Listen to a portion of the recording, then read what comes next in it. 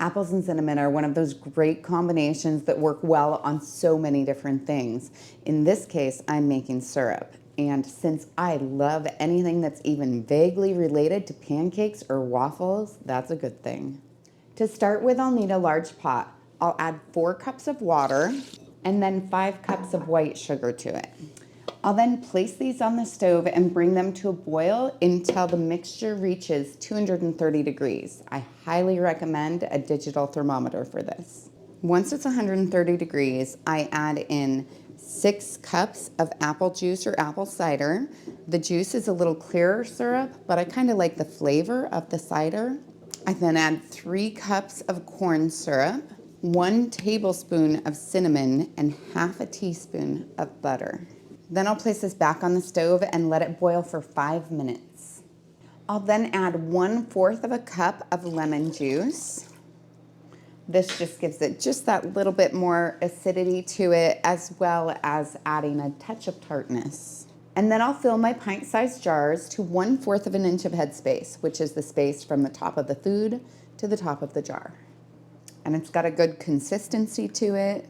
It's definitely thinner than your standard store-bought syrups, so don't expect it to be that thick, but it's a nice syrup.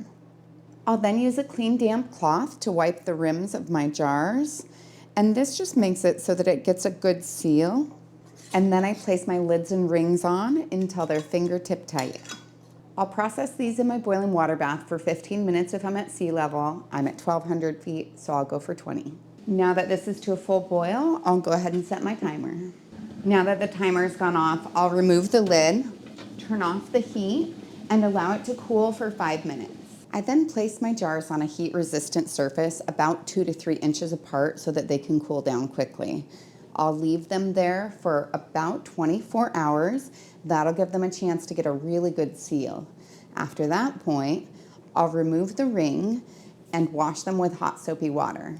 And then I'll store them in a cool, dry, dark location, using them within the next 1 to 3 years. I've been debating how to do my taste tester for this. I don't currently have any pancakes or waffles or something that would make sense to eat with syrup. So then I thought, maybe drink it, but that seems weird. So we'll do a little spoon. So as it cools, it has a little bit of thickness to it, but not a lot.